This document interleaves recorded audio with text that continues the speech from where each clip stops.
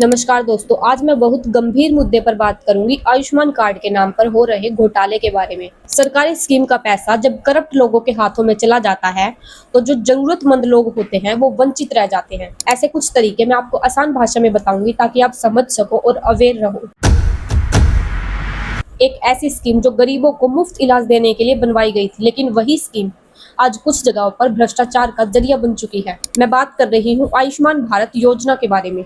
आयुष्मान भारत योजना की शुरुआत 2018 में भारतीय जनता पार्टी की सरकार के द्वारा की गई थी। इसका मकसद था कि हर गरीब परिवार को 5 लाख रुपए तक का फ्री इलाज मिले, चाहे वो किसी भी प्राइवेट या गवर्नमेंट हॉस्पिटल में जाए। यह स्कीम नेशनल अथॉरिटी यानी NHA के तहत चलती है। इसका नाम है प्रधानमंत्री जन आरोग्य योजना। इसके जरिए लगभग 50 करोड़ से ज्यादा भारतीयों को हेल्थ इंश्योरेंस कवर देने का लक्ष्य रखा गया। यानी सिंपल शब्दों में कहे तो कोई भी गरीब परिवार अपने बड़े इलाज का खर्चा खुद न उठाए, बल्कि उनके इलाज का खर्चा पूरा का पूरा पैसा खुद सरकार दे। बट इसके ग्राउंड रियलिटी कुछ और ही है। कई जगहों पर देखा गया है कि जब कोई गरीब मरीज आयुष्मान कार्ड से ट्रीटमेंट करवाता है, तो हॉस्पिटल की तरफ से उसका असली बिल या फिर असली खर्च छुपा दिया जाता है। यानी मरीज के पैसों में कटौती कर पैसे रोक लिए जाते हैं। आमतौर पर ऐसा ही होता है। मरीज आयुष्मान कार्ड दिखाता है सपोज टू बी कैशलेस, असल मेडिकल बिल को कम दिखाया जाता है या फिर रसीद ही नहीं दी जाती। एक फिक्स्ड अमाउंट जैसे 45,000 या फिर 38,000 रुपए आयुष्मान कार्ड में से काट लिए जाते हैं।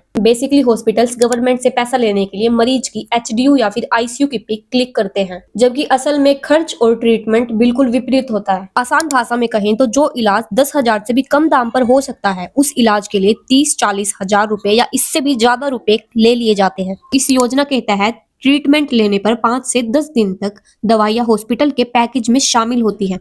बट हॉस्पिटल केवल 3 दिन की मेडिसिन देते हैं और ज्यादातर मेडिसिन बाहर की लिख कर देते हैं, जिससे मरीज को एक्स्ट्रा पे करना पड़ता है। दोस्तों, ये चीजें 2 कारणों से गलत हैं। पहला, गरीबों का हक छीनना। दूसरा, सरकारी स्कीम का मिसयूज करना। ये पूरे तरीके से कानून के खिलाफ है, जिससे करप्शन और फ्रॉड बनता है। अगर आप या आपके जानने वाले लोग ऐसा ही अनुभव कर रहे हैं, तो उसके लिए सेफ इफेक्टिव कदम उठाएं।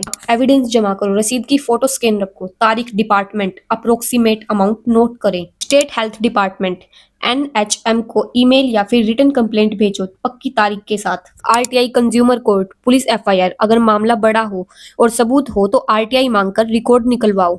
शॉर्ट सजेशन दूं तो सिस्टमैटिकली सुधार बहुत ज्यादा जरूरी है। ट्रांसपेरेंसी, रेगुलर ऑडिट्स, पेशेंट को प्रॉपर रिसिप्ट देना जरूरी है, और डिजिटल रिकॉर्ड्स की इंडिपेंडेंट वेरिफिकेशन। अगर हम सभी जागरूक रहे तो चेंज सच में आ सकता है। सच कहूं तो सरकार जनता के लिए कुछ खास करती नहीं है, बट अगर कुछ करती भी है तो उसमें भी करप्ट हॉस्पिटल गरीबों का हक छीन लेते हैं। आज की वीडियो में बस इतना ही। वीडियो पसंद आया हो तो लाइक भले ही मत करें, लेकिन शेयर जरूर करें ताकि